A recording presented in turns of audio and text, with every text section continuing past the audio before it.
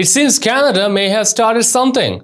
New Zealand's capital was partially brought to a standstill today as a freedom convoy of COVID protesters rolled into town and blocked roads around Parliament. Hundreds of cars, trucks and motorbikes carrying thousands of people drove from across the country and converged in Wellington on Tuesday morning, who vowed to camp outside Parliament until the country's COVID-19 restrictions, which include vaccine and mask mandates, are lifted. The protesters arrived outside the city's Parliament building ahead of Prime Minister Jacinda Ardern's first speech of the year, according to Reuters.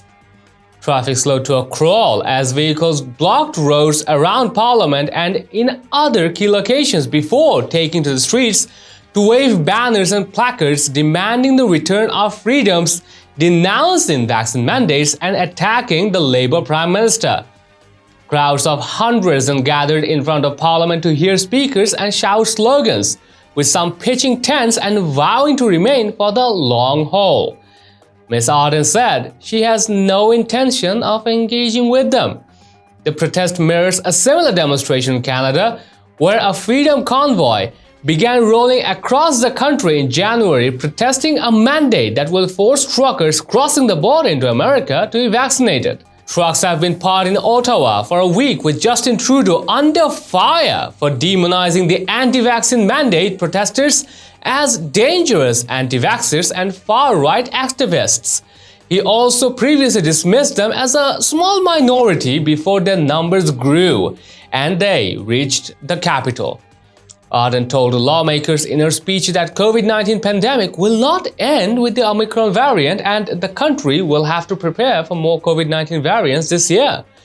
She has not met with the protesters and she told reporters that the protesters do not represent the majority view of the country, the outlet reported. She said at a news conference, "I think it would be wrong to in any way characterize what we have seen outside as a representation of the majority. The majority of New Zealanders have done everything they can to keep one another safe." Police told the Associated Press on Tuesday afternoon they had not arrested any of the protesters. They also said protest organizers had asked protesters to move their cars and trucks by 5 p.m. ahead of the evening rush hour. New Zealand has a total of 2,880 active cases of COVID-19 in the country, with 265 of them reported in the last 24 hours.